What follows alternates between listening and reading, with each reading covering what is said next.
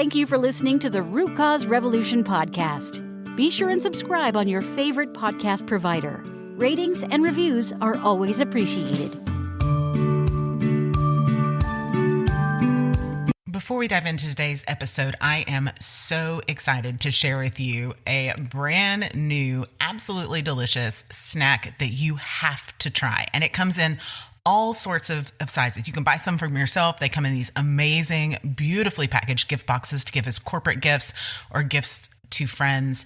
It is Paktili, Paktli, and it is an amazing company. Paktili means joy in the ancient language of the Aztecs, and they have made these delicious handmade traditional Mexican desserts with bittersweet chocolate and dried blueberries and cacao nibs and dried cranberries. They are all gluten-free, all organic, and everything but the white chocolate is soy-free. Now, they also have, because you know we're very much dairy-free, they have dairy-free options as well. This company is a company for people who love to read labels, who care about natural whole foods, and who like to buy organic products with simple ingredients and no additives. Y'all, this is an amazing snack for the whole family. We have both the crumbles and the full cookies. The crumbles are amazing just to snack on. They're amazing on top of other desserts, on top of apples, like apples with peanut butter, and sprinkle this on top, and even with milk for a really delicious treat. You just add a little bit of plant-based milk in there, and it's like the most delicious cereal you have ever had. Now, they sent me a discount code to give you guys, and you can use discount code ROOTCAUSE15. That is discount code ROOTCAUSE15 at paktilifoods.com, PAKTLIFOODS.com. You'll find the link down below in the show notes on your favorite podcast provider. Hey friends, welcome to our final episode of 2022, our final episode of season 6. Can you believe we're going into season 7?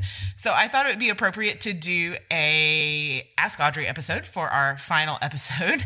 And I've got some really, really great questions for you. So let's dive in. Oh, but first, before we dive in, we're going to be talking about urinary health and pelvic maintenance. We're going to talk about vascular dementia. We're going to talk about essential oils. We're going to talk on peri-menopause as well as liver detox pathways. And also, what we're going to start out with is New Year's resolutions. Okay, so here's a couple things about New Year's resolutions. Number one, don't make them. There's so many reasons energetically and, you know, from a natural perspective, so many reasons not to make New Year's resolutions, okay? Number one, they don't stick around. Number two, the winter is the worst time to try to change anything. You're supposed to be resting and gathering ideas for spring and summer when all of that energy comes out. Now, you don't have to take that completely literally, but every year in my private Facebook group, Women's Wellness Circle, always linked in the show notes, we go through, I failed on my New Year's resolutions again. Now, I have a long time been a proponent of no New Year's resolutions, but this year we're going to do something a little bit different. Here is the plan. So I do things on the new year, around the new year, not specifically on New Year's Eve into New Year's. I like to make vision boards, right? For the energy of like the coming year. I like to excavate and review lessons. What have I learned over the past 12 months? What are things I want to carry with me? And what are things I want to release? Now, given all of that, I still hard pass on New Year's resolutions. But whether or not you're making goals for yourself or not, I had an idea, and this came from working with my one-on-one patients and clients. Over the years, they have often been excited about setting a new goal for a new year, but then anxiety kicks in on whether or not it'll stick, and then depression kicks in when it doesn't. So the last 2 years, I tested something on kind of a smaller scale. And what we did was each month we added a habit.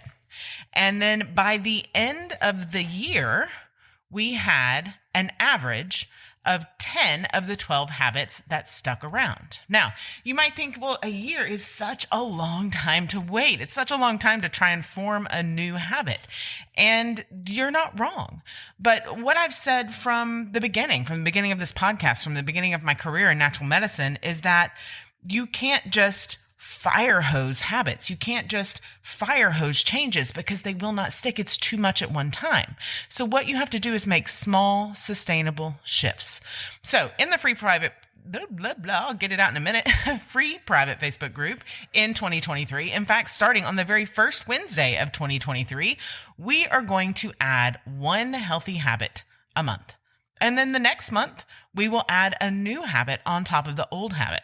And if you haven't been able to tell by my whole, informational lesson that I just gave on why New Year's in the dead of winter is not the right time to be starting new habits, they're not going to be big, scary habits. We are not going to start running or even walking or doing anything that requires major physical output during the winter, because that's not what wintertime is for.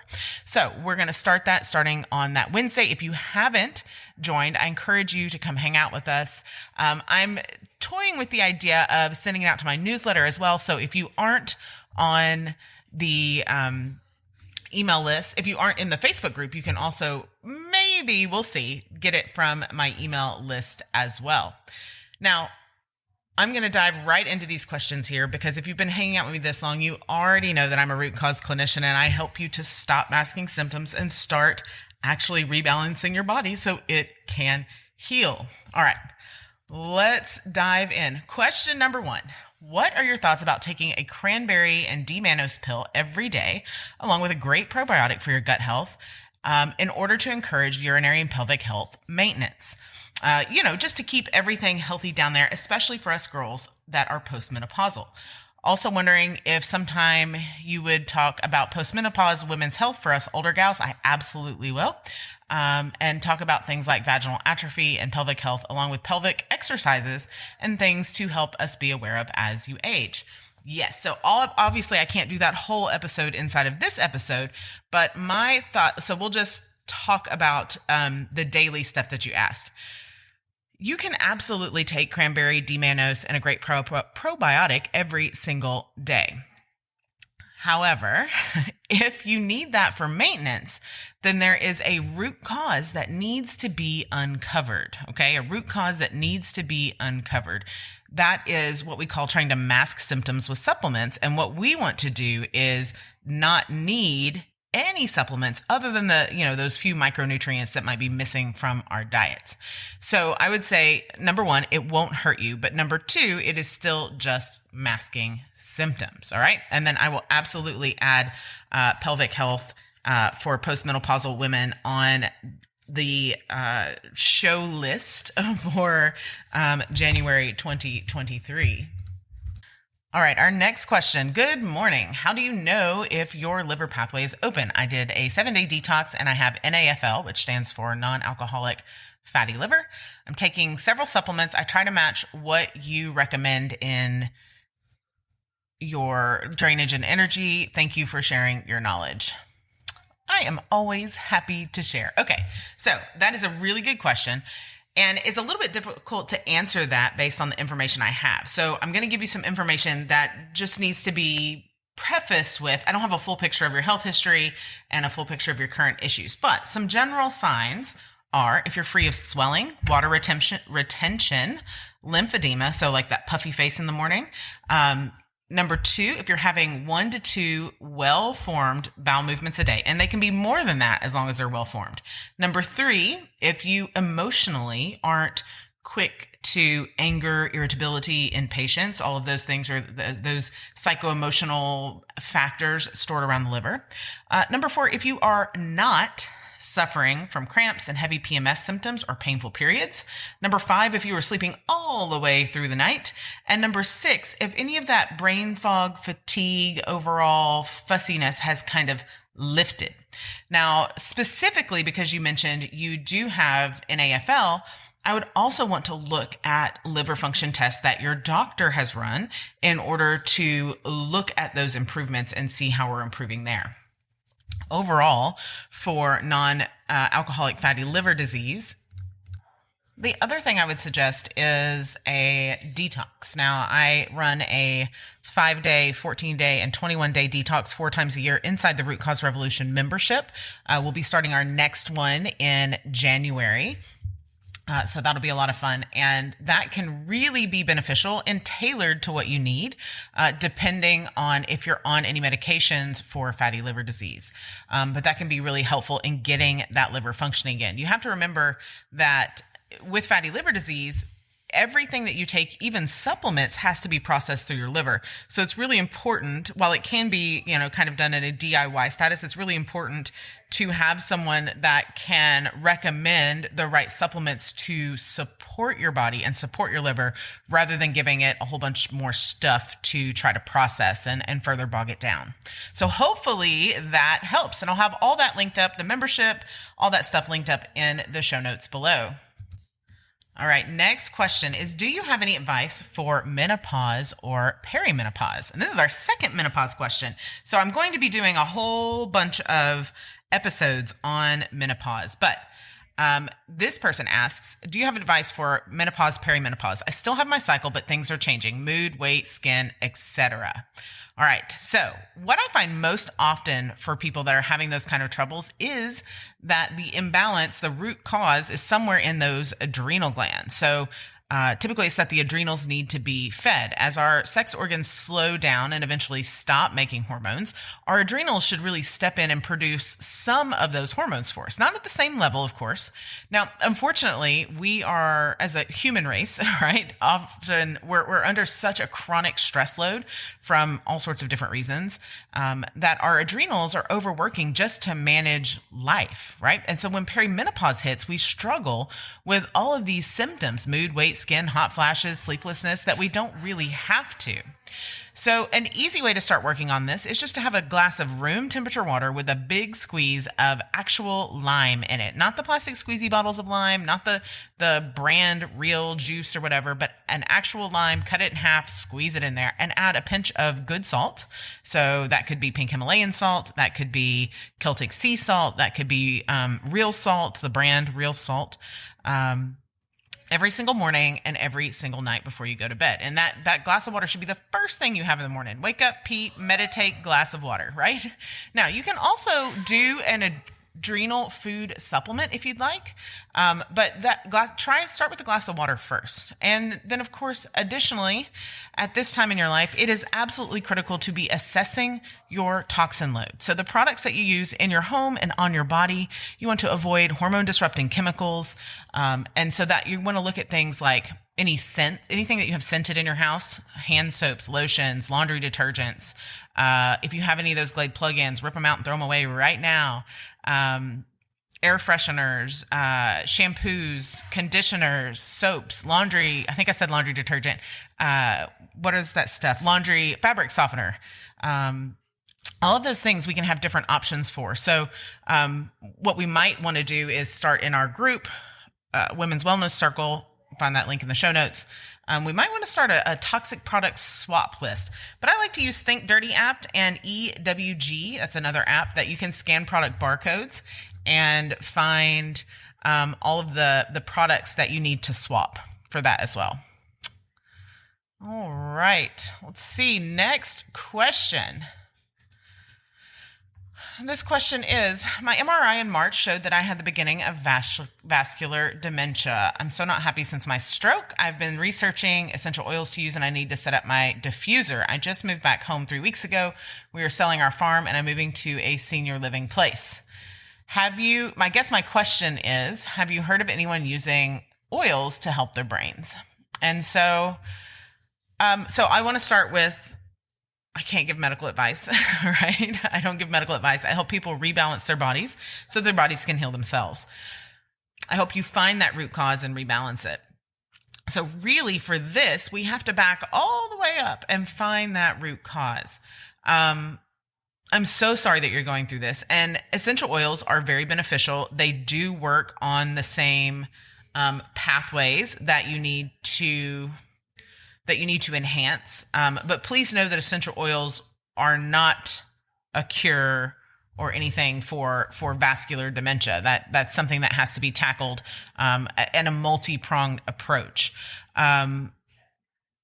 The biggest thing that you can do from a natural perspective is to make sure you're eating as anti-inflammatory as possible. I would recommend doing a hair tissue mineral analysis test for heavy metal toxicity, because you are new to this diagnosis, and see if we can do some reversal or rebalance the body to a point where it doesn't progress very, very quickly. Big hugs to you. I'm so sorry you're going through this. As far as essential oils go, just to boost brain function, I would be looking at things in the mint family. So peppermint, citrus oils, of course, diffused, not applied topically or internally. And I hope that helps. And then we have one last question. And that is, Audrey, what's the difference between lemon and lime in your water first thing in the morning? Well, there's probably not a ton of difference.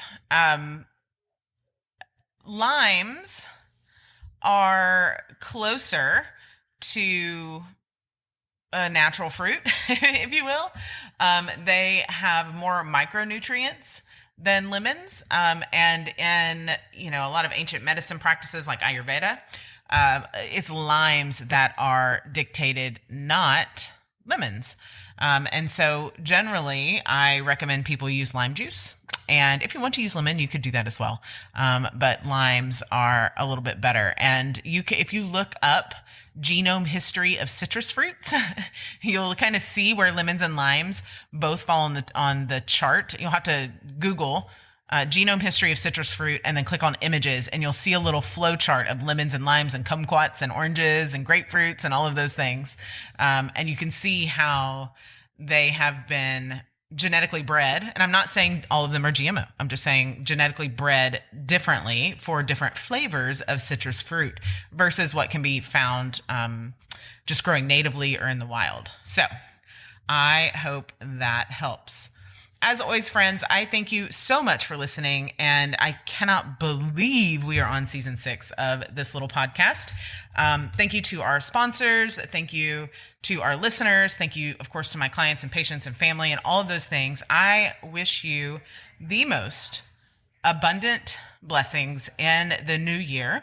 And it has been my absolute honor to hang out with you for season 6 in 2022. And I'll be back after the holiday. See you then. Thank you for listening to the Root Cause Revolution podcast. Be sure and subscribe on your favorite podcast provider. Ratings and reviews are always appreciated.